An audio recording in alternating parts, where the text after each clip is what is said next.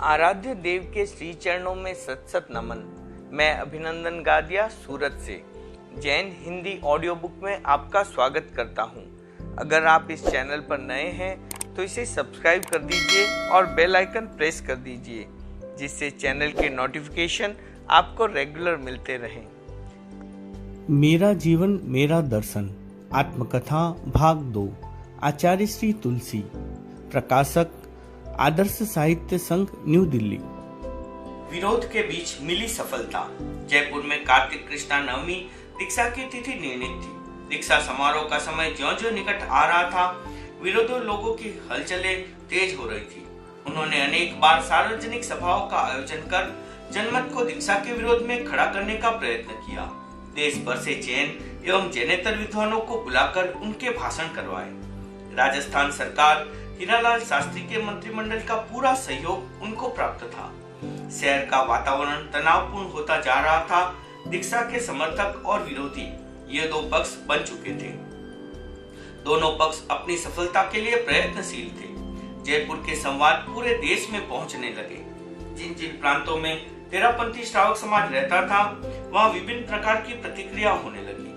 क्षेत्रीय दूरी के कारण कुछ लोग काफी चिंतित हुए, किंतु अधिकांश लोगों में नया जोश जाग उठा। स्थान स्थान से टेलीग्राम और पत्रों के माध्यम से संवाद आने लगे कि दीक्षा के अवसर पर उनके क्षेत्र से सैकड़ों लोग जयपुर पहुंच रहे हैं। पंजाब और हरियाणा से लगभग 500 व्यक्ति विरोध का मुकाबला करने के लिए सज धज कर जयपुर आ गए। आने वाले लोगों की सूचना व्यवस्था समिति के साथ साथ आईजीपी राघवेंद्र बनर्जी के पास भी पहुंची। पूरे देश से आने वाले लोगों का आंकलन कर आईजीपी हड़बड़ा गए। वे हमारे पास आकर बोले, इतने लोग क्यों आ रहे हैं? मैंने कहा, दीक्षा का कार्यक्रम है, लोग उस कार्यक्रम में सम्मिलित होने के लिए आ रहे हैं। आईजीपी बोले, शहर में विरोध का वातावरण है, आने वाले लोगों में अतिरिक्त जोश है, अशांति तो नहीं हो जाएगी? मैंने उनको आश्वस्त करते हुए कहा, हम शांति के लिए काम कर रहे हैं, न हम स्वयं अशांत हैं और न हमारी ओर से किसी को अशांति करने देंगे। किंतु दीक्षा को रोकने का प्रयत्न हुआ तो फिर हमारे वश की बात नहीं रहेगी। दीक्षा के लिए लोगों में कितना उत्साह है यह आप स्वयं देख रहे हैं। दूर दूर से लोग आने लगे हैं। उनके कार्य में किसी प्रकार का व्यवधान हुआ तो उन्हें संभालना कठिन हो जाएगा। दीक्षा विरोधी वातावरण ने समाज की महिलाओं को जगा दिया। लंबे घूंघट में रहने वाली सैकड़ों महिलाएं एक दिन मेरे पास आकर बोली, गुरुदेव, हम एक जुलूस निकालना चाहती हैं। उनकी बात सुन मुझे आश्चर्य हुआ। मैंने कहा, यह पर्दा, इतने आभूषण और जुलूस, इसकी संगति कैसे होगी? आगे खड़ी महिलाएं बोली, गुरुदेव, हम पर्दा हटा देंगी, आभूषण उतार देगी, पर अन्याय नहीं होने देंगी। हमारी बहनों की दीक्षा में व्यवधान नहीं होने देंगी। दूसरे दिन मनोहरी देवी आंचलिया, मनोहरी देवी दुग्गड़, हुलासी देवी भुतोड़िया, मिलापी देवी खटेर आदि महिलाओं के नेतृत्व में 4-5 हजार महिलाओं ने एक व्यवस्थित और अनुशासित जुलूस निकाला।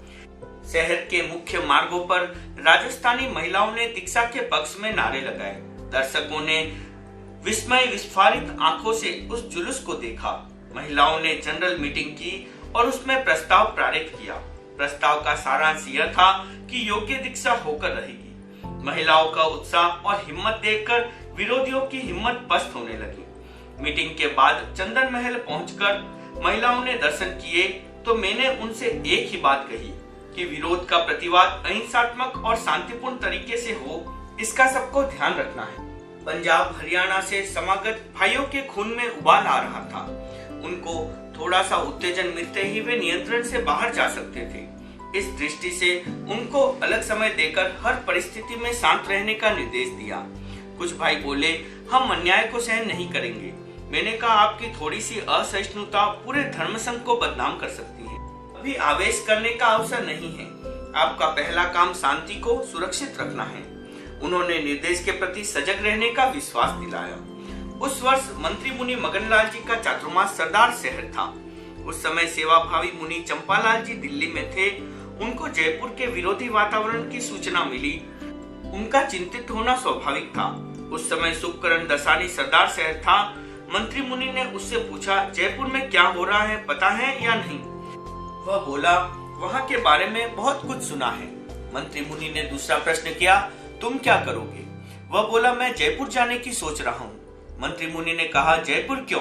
दिल्ली में मुनि चंपालाल जी के दर्शन नहीं करोगे क्या? उसने पूछा, अभी दिल्ली क्या करूंगा? मंत्री मुनि ने कहा, राजस्थान सरकार स्वयं दीक्षा के विरोध में है। ऐसी स्थिति में कोई काम होगा तो दिल्ली से होगा। मंत्री मुनि से मंगल पाठ सुनकर शुभकरण दिल्ली पहुंचा। वहां उसने संतों के दर्शन किए। उसने प्रधानमंत्री पंडित जवाहरलाल नेहरू से मिलने का प्रयास किया, किंतु वे उस समय अमेरिका की यात्रा पर थे। दसानी गृह मंत्री सरदार वल्लभ भाई पटेल से मिला। वे उन दिनों प्रधानमंत्री का काम संभालते थे। उनको सारी स्थिति से अवगत किया गया। उन्होंने केंद्रीय वरिष्ठ मंत्री सर गोपालास्वामी अयंगर से मिलने के लिए कहा। दसानी ने अयंगर से मिलकर जयपुर का घटना चक्र बताया। अयंगर ने एक बार तो रुख नहीं जोड़ा। वे बोले, आप लोग बाल दीक्षा बंद क्यों नहीं कर देते? दसानी ने कहा, किशोर अवस्था में दीक्षा होनी चाहिए या नहीं, इस विषय में कोई कानून तो है नहीं। ऐसी स्थिति में बालक की दीक्षा हो या नहीं, यह चिंतन करने का अधिकार दीक्षा देने वाले को है। पर मैं आपसे पूछना चाहता हूँ कि राजकाज के लोग धर्म के काम में क्यों फंसते हैं? आप बाल दीक्षा पर रोक की बात करते हैं तो कानूनन प्रतिबंधित बाल वेश्याओं पर रोक क्यों नहीं लगाते? दसानी के इस तर्क से अयंगर प्रभावित हुए। उन्होंने तेरापंथ धर्म संघ और दीक्षा पद्धति के बारे में विस्तार से जानकारी पाकर कहा, तुम एक बार जयपुर जाओ और वहां का वातावरण देख कर आओ। दसानी ने जयपुर आकर सारी बात बताई। वहां की स्थिति का प्रामाणिक अध्ययन करने के लिए एक बार राजस्थान के मुख्यमंत्री से मिलना आवश्यक था। मोहनलाल जी कठोतिया, नेमीचंद जी गधैया, नेमीचंद जी पिंचा, शुभकरण दसानी आदि कुछ व्यक्ति मुख्यमंत्री शास्त्री जी से मिले। उन लोगों ने शास्त्री जी से कहा, आपके राज्य में दीक्षा का विरोध हो रहा है, इस विषय में आपको ध्यान देना चाहिए। शास्त्री जी बोले, दीक्षा के लिए वातावरण ठीक नहीं है। आपको दीक्षा देनी ही है तो यहाँ से 40-50 किलोमीटर दूर जाकर दो। यहाँ दीक्षा देंगे तो उसका भयंकर विरोध होगा। मैं स्वयं 500 व्यक्तियों को साथ लेकर दीक्षा के विरोध में धरना दूंगा। मुख्यमंत्री की बात सुनकर उन लोगों को जोश आ गया। वे बोले, मुख्यमंत्री महोदय, आप हमारी बात सुन लीजिए। जयपुर में जो दीक्षाएं होने जा रही हैं, वे होगी और उनके लिए जो स्थान निश्चित किया गया है वही होगी। आप 500 लोगों के साथ धरना देंगे तो हम 5000 लोगों को बुला लेंगे। आप भूल मत जाना, हम अन्याय को बर्दाश्त नहीं करेंगे। उस तनावपूर्ण वातावरण में मुख्यमंत्री से सहयोग की कोई आशा नहीं रही। भयंकर विरोध की संभावना पुष्ट हो गई। शहर में धारा 144 प्रभावी हो गई ताकि दीक्षा का जुलूस नहीं निकले। मुख्यमंत्री से मिलने के बाद समाज के लोग मेरे पास आए। स्थिति की जानकारी मिली। एक बार मन में थोड़ा सा विचार आया। उस समय मंत्री मुनि और मुनि चंपालाल जी दोनों ही वहां नहीं थे। परामर्श करता तो किससे करता। मन स्थिति में कई उतार चढ़ाव आए, पर शासन की पुण्याई समझिए कि मन में निराशा के भाव नहीं आए। मैंने उन लोगों से कहा, सारी स्थिति हमारे सामने है, दीक्षा में रुकावट डालने का तीव्र प्रयत्न होगा। जैसा वातावरण बना है, विरोधी लोग दीक्षा नहीं होने देंगे। दीक्षा में अवरोध आ गया तो समाज की सबसे बड़ी हार होगी। लोग कहेंगे कि ईसरचंद जी चोपड़ा, वृद्धिचंद जी कोठी आदि पुरानी श्रावक नहीं रहे, इसलिए ऐसी समस्या खड़ी है। हम लोगों को यह कहने का अवसर नहीं देना चाहते। हमारे सामने चिंतन का एक ही मुद्दा था कि अब किया क्या जाए। सरकारी स्तर का विरोध था। सरकारी सहयोग के बिना उससे निपटना कठिन प्रतीत हुआ। चिंतन का निष्कर्ष ये निकला कि पुनः दिल्ली जाकर केंद्र सरकार को स्थिति बताई जाए। दसानी बोला, मैं अकेला दिल्ली नहीं जाऊंगा। आखिर मोहनलाल जी कठोतिया और शुभकरण दसानी जयपुर से दिल्ली गए। वहां वे गोपालास्वामी अयंगर से मिले। उन्होंने धैर्य के साथ सारी स्थिति का आंकलन किया और अपने सचिव A.K. बलोड़ी को कुछ निर्देश दिए। बलोड़ी ने कठोतिया जी और दसानी से बात की। वह बहुत खुश हुआ। उसने कहा, आप बैठिए, मैं अभी जयपुर फोन कर रहा हूँ। बेलोड़ी ने गृह मंत्री को फोन किया। जयपुर से सवाल मिला कि गृह मंत्री अभी सो रहे हैं। बेलोड़ी ने कहा, राजस्थान के गृह मंत्री सो रहे हैं, पर केंद्र जाग रहा है। गृह मंत्री को जगाओ या सीधी शास्त्री जी से बात कराओ। बेलोड़ी ने जयपुर सरकार से पूछा कि वहाँ क्या हो रहा है। सरकार ने उत्तर दिया, साहब, जैनों की दीक्षा होने वाली है, उसे लेकर विरोध हो रहा है। हमने धारा 144 लगा दी है, स्थिति नियंत्रण में है। हम किसी प्रकार का बलवा नहीं होने देंगे। यह सुनकर बेलोड़ी ने कहा, धारा 144 लगा दी, ठीक किया, पर ध्यान रखना, धारा इसलिए है कि दीक्षा में बाधा न आए। दीक्षा के जुलूस और कार्यक्रम में किसी प्रकार की अव्यवस्था न होने पाए, यह पूरी जिम्मेवारी सरकार की है। हमने स्थिति का पूरा अध्ययन किया है और यहाँ से पूरा ध्यान दिया जा रहा है। केंद्र सरकार से उक्त निर्देश पाकर राजस्थान सरकार सकते में आ गई, किंतु दीक्षा के प्रसंग में किसी भी प्रकार की अवांछित घटना की जिम्मेवारी सीधी सरकार पर आने वाली थी। इस दृष्टि से सरकारी तंत्र की नीति बदल गई। विरोधी वातावरण में कोई अंतर नहीं आया, किंतु सरकारी महकमा विरोध के मामले में शिथिल हो गया।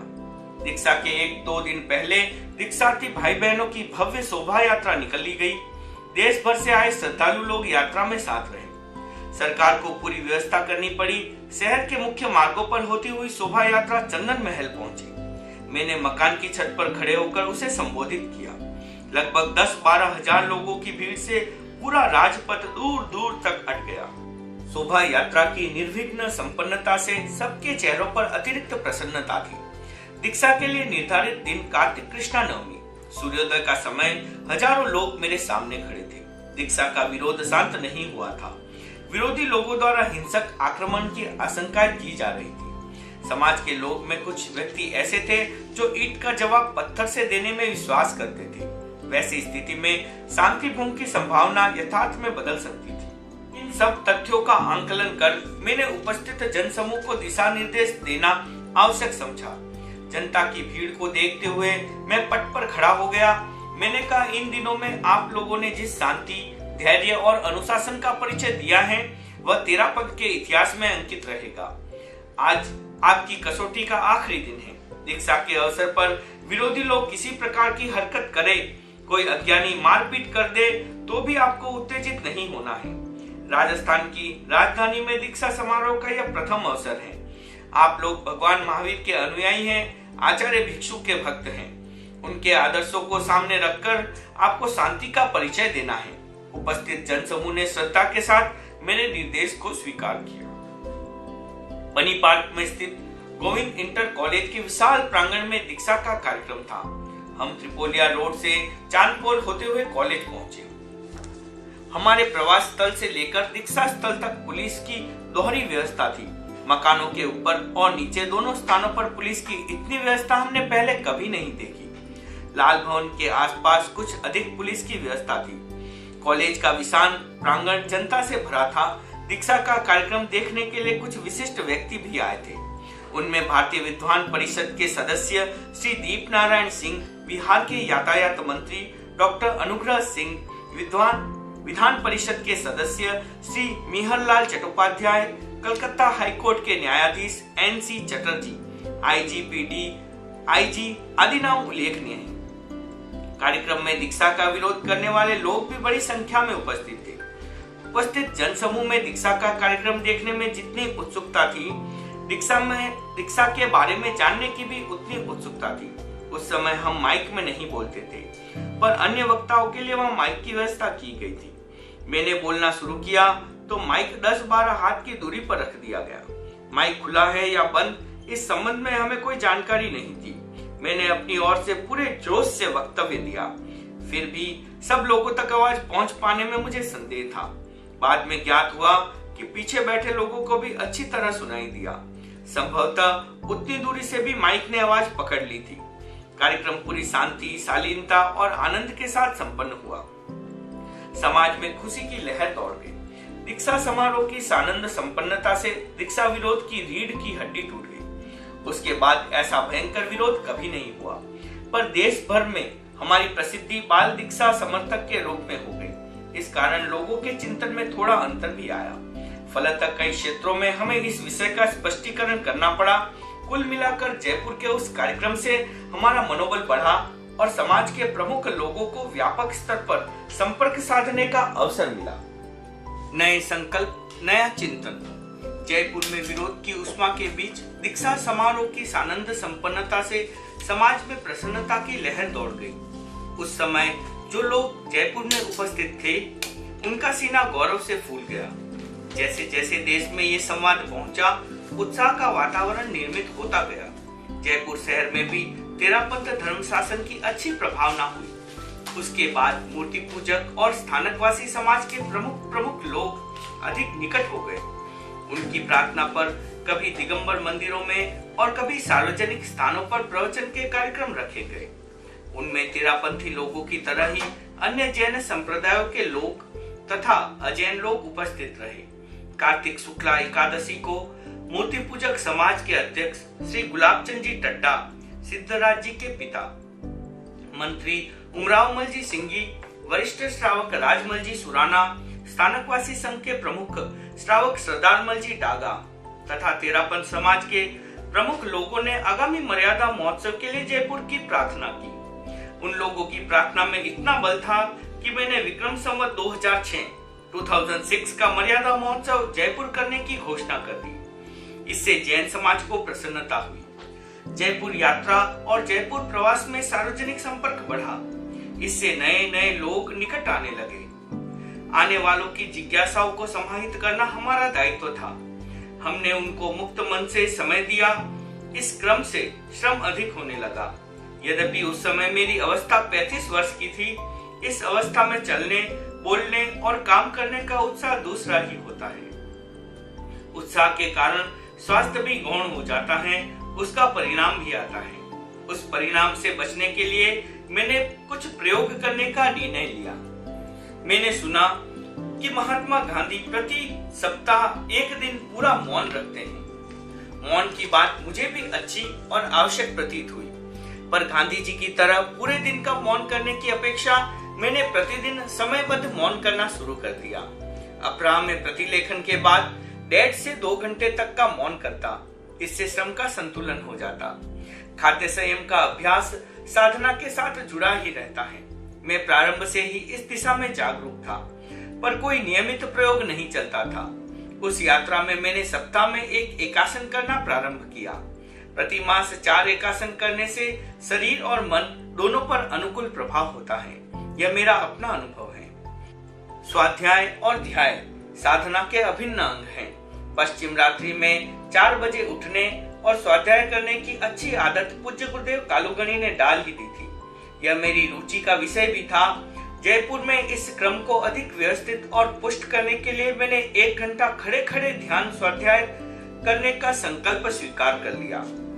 उस समय की पद्धति के अनुसार आम आदमी आचार्य के निकट नहीं पहुंच पाता था। समाज के प्रमुख व्यक्ति ही उनसे बातचीत करते थे। कभी कोई युवक 2 मिनट बात कर लेता तो बड़े लोग कह देते, नमोकार मंत्र तो आता ही नहीं है, और आचार्य श्री से बात करनी शुरू कर दी। इस प्रवृत्ति के कारण समाज के विद्यार्थी और युवक प्राय दूर रहते थे। जयपुर प्रवास में लोगों को समझाकर हमने उनसे सीधा संवाद स्थापित किया। इससे युवकों के मन में आकर्षण बढ़ा। वे कुछ निकट आए, धर्म और धर्मसंघ के बारे में अपने दायित्व को समझने का प्रयास करने लगे। साधु साधियों की गोष्ठियों का सिलसिला चलने लगा। कभी संस्कृत भाषा में, कभी हिंदी में, कभी सार्वजनिक स्थानों में और कभी हमारे आवास स्थल पर गोष्ठियां होने लगी। साधु साधियों का हौसला बढ़ा और जनता पर प्रभाव पड़ा। चातुर्मास संपन्नता पर था। आगे के लिए तब तक कोई कार्यक्रम निर्णित नहीं हुआ था। एक दिन शुभकरण दसानी आया और बोला, संघ के प्रभाव और आपकी पुण्याई से जयपुर का काम अच्छे ढंग से हो गया। विरोधी लोगों ने स्थिति को बहुत जटिल बना दिया था। हमने इस प्रकार का व्यापक विरोध कभी नहीं देखा। फिर भी हमें सफलता मिली। मेरी दृष्टि में इसके 2 कारण थे। पहला, हमारा पक्ष सत्य था। दूसरा, हमारे कार्यकर्ताओं में गहरी निष्ठा और अपूर्व उत्साह था। इन 2 कारणों से हमारा कार्य निर्विघ्न संपन्न हो गया। जयपुर के पूरे प्रकरण से हमें बहुत प्रशिक्षण मिला। हमारी यह निश्चित नीति है कि विरोध कितना ही भयंकर हो, हमें कभी हिंसा का सहारा नहीं लेना है। इस बार हिंसा को उभारने का प्रयत्न कम नहीं हुआ। फिर भी सब लोग शांत रहे। यह बड़ी सफलता है। दसानी, अब आगे आपका क्या कार्यक्रम है? आपने यात्रा का प्रारंभ कर दिया। जयपुर के बाद कहाँ जाना है? यात्रा तो करनी ही है, पर उसके लिए नया कार्यक्रम क्या होगा? हमारी यात्रा का रूट प्राय निश्चित सा है। यहाँ से जोधपुर, जोधपुर से मेवाड़ और फिर थली। हमारे पूर्वज आचार्यों ने इसी क्रम से यात्रा की। मुझे उन्हीं का अनुसरण करना है। दसानी, लकीर पर सब चलते हैं। आप भी वैसा ही करेंगे तो विशेष काम कैसे करेंगे? क्या आप नई लकीरें नहीं खींच सकते? लकीर पर चलना बहुत अच्छी बात है, किंतु नई लकीरें खींचे बिना नया विकास कैसे होगा? मैं तुम्हारे कथन का अभिप्राय में समझा नहीं। तुम क्या कहना चाहते हो? दसानी, मैं आपसे यात्रा के बारे में ही निवेदन कर रहा हूँ। क्या यह संभव नहीं है कि आप अपनी यात्रा को नया रूप दे? आप उन क्षेत्रों में पधारे जहाँ तेरापंथी नहीं है। मैं तुम्हारी बात एकदम नई है और आकर्षक भी, पर यह संभव कैसे हो सकता है? दसानी, असंभव क्या है? आप यहाँ से अलवर, भरतपुर और आगरा की ओर पधारे, मैं फिर कहाँ जाएंगे? दसानी, उसके बाद दिल्ली। दिल्ली की बात सुनकर मैं चौंका। तेरापन के आचार्य दिल्ली जा सकते हैं, यह बात मेरे स्वप्न में भी नहीं सोची थी। मैं अब तक हमारे पूर्वज कभी दिल्ली गए नहीं। हमारी ये धारणा रही कि आचार्य को दिल्ली नहीं जाना चाहिए। हो सकता है यह धारणा रूढ़ हो, पर इसे एक साथ तोड़ा कैसे जा सकता है? दसानी, यह ऐसी धारणा है जिसका कोई आधार नहीं मिलता। इसे आप नहीं तोड़ेंगे तो कौन तोड़ेगा? आप अनुव्रत की बात कर रहे हैं, उसका प्रसार दिल्ली गए बिना नहीं हो सकता। जब तक आप सार्वजनिक क्षेत्र में नहीं जाएंगे, काम करने का हौसला नहीं बढ़ेगा। संपर्क से अनुभव बढ़ता है, नई गतिविधियों का ज्ञान होता है। कुछ नई पद्धतियों को विकसित किए बिना गति प्रगति नहीं हो सकती। नए क्षेत्रों में यात्रा, नए लोगों से संपर्क, अनुव्रत का प्रसार, धर्म संघ का विस्तार आदि बातों से मन में नया उत्साह जागा। मेरे अवचेतन मन की धरती इन बीजों को बोने की दृष्टि से उर्वर थी, पर चेतन मन उनसे सहमत नहीं हो पा रहा था। मंत्री मुनि चंपालाल जी तथा अन्य बुजुर्ग साधु भी वहां नहीं थे, जिनके साथ मैं संघीय दृष्टि से गंभीर परामर्श कर सकता। मैं तुम्हारी बात तो समझ में आ गई है, किंतु कोई भी नया काम करने से पहले मंत्री मुनि के विचार जानना जरूरी है। वे अभी सरदार शहर में हैं, ऐसी स्थिति में नई बात कैसे सोची जा सकती है? दसानी, मंत्री मुनि मुझे जानते हैं, वे मेरा विश्वास भी करते हैं।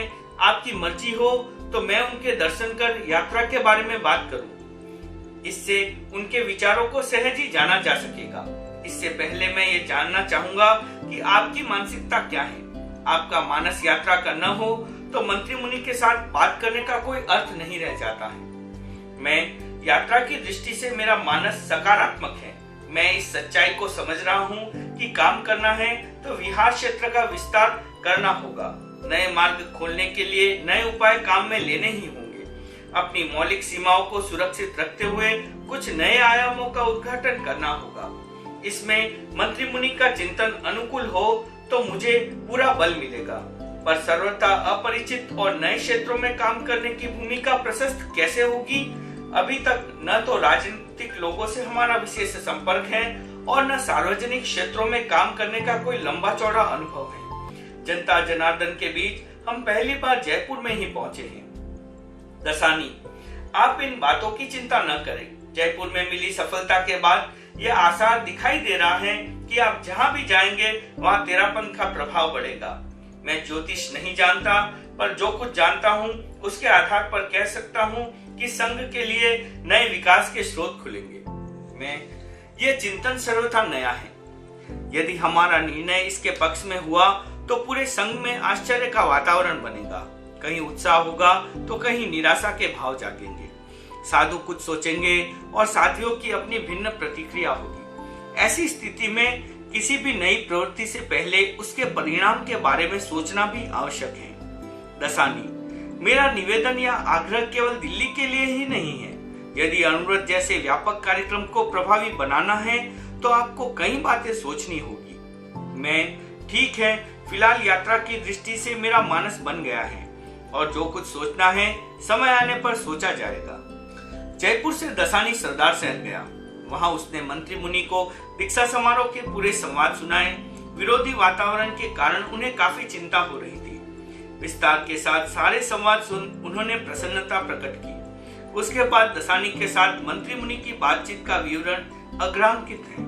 मंत्री मुनि, अब आगे अन्नदाता की क्या मर्जी है? दसानी, आपका क्या चिंतन है? मंत्री मुनि, मेरा चिंतन क्या होगा? चौमासा पूरा हो गया है, आगामी मर्यादा महोत्सव वहां करना ही है। इस बीच आसपास के क्षेत्रों का स्पर्श हो जाएगा, फिर जोधपुर एवं मेवाड़ के क्षेत्रों को संभालकर थली पधारना हो सकता है। दसानी पर इस बार आचार्य श्री का ध्यान दूसरा है। उनकी मर्जी ऐसे क्षेत्रों में जाने की है जहां तेरापंथी घर थोड़े हो या बिल्कुल ही न हो। मंत्री मुनि कैसी बात करते हो? ऐसे क्षेत्रों में आचार्यों का जाना कैसे हो सकता है? वे क्षेत्र किधर हैं? दसानी, हो सकता है आचार्य श्री दिल्ली पधार जाए। मंत्री मुनि, आज तक कोई आचार्य दिल्ली गए हैं क्या? आचार्यों की यात्रा आचार्यों के ढंग से होनी चाहिए। दिल्ली में क्या होना है? वहां जाना ठीक कैसे रहेगा? दसानी, मंत्री मुनि, आप भी किस जमाने की बातें कर रहे हैं? पुरानी बातें छोड़ो, आज जैसा युग सामने है, सीमित इलाके से बाहर गए बिना धर्म संघ की प्रभावना कैसे होगी? आचार्य श्री जहां जाएंगे, देश के बड़े बड़े लोग उनके पास आएंगे। मंत्री मुनि, भाई बात तो ठीक है, पर नया काम है, इसमें कोई कठिनाई तो नहीं होगी? दसानी, यदि आपका मन साक्षी दे और नए क्षेत्रों की यात्रा आपको उचित लगे तो मेरे से जितनी सेवा हो सकेगी मैं करूंगा। ऐसे और भी अनेक व्यक्ति हैं जो हर काम में सहयोगी रहेंगे। दसानी ने इस रूप में चर्चा की कि दिल्ली यात्रा की बात मंत्री मुनि के गले उतार दी। बड़े आदमी आचार्य से मिले, यह उनकी रुचि का विषय था। धर्म संघ की प्रभावना में उनका रस था। वे ये नहीं चाहते थे कि धर्म संघ के आचार्य साधारण रूप में कहीं जाए और उनके प्रभाव में किसी प्रकार की कमी आए। मंत्री मुनि, तुम जैसा कह रहे हो वैसी बात है तो ठीक है। दसानी, मैं आपकी ओर से प्रार्थना कर दूं? मंत्री मुनि, तुम सारी जिम्मेदारी लेते हो तो मेरी ओर से निवेदन कर सकते हो। दसानी, मैं अकेला क्या जिम्मेदारी लूंगा? पूरा समाज तैयार है। दसानी सरदार शहर से पुनः जयपुर आया। उसने मंत्री मुनि की मानसिकता का पूरा चित्र खींचा। इससे मेरे मन में तसल्ली हो गई। यात्रा की घोषणा उपयुक्त अवसर के लिए छोड़कर मैंने मन ही मन निर्णय कर लिया कि मर्यादा महोत्सव के बाद दिल्ली जाना है। जयपुर का चातुर्मास विरोध के साथ शुरू हुआ था। प्रारंभ में विरोध के बिंदु थे तेरापंथ के दान, दया आदि के सिद्धांत। दीक्षा महोत्सव की घोषणा के बाद विरोध का मुख्य बिंदु हो गया बाल दीक्षा। पैम्पलेटों, बुलेटिनों, समाचार पत्रों और सार्वजनिक सभाओं के माध्यम से तेरापंथ के बारे में बहुत भ्रांतियां फैलाई गई, किंतु विरोधी लोगों के इरादे पूरे नहीं हो सके। उनके द्वारा किया गया विरोध धर्म संघ की प्रसिद्धि में निमित्त बना। तेरापंथ के संगठन, अनुशासन और रचनात्मक कार्यक्रमों ने शहर के प्रबुद्ध लोगों पर सहज रूप में अनुकूल प्रभाव छोड़ा।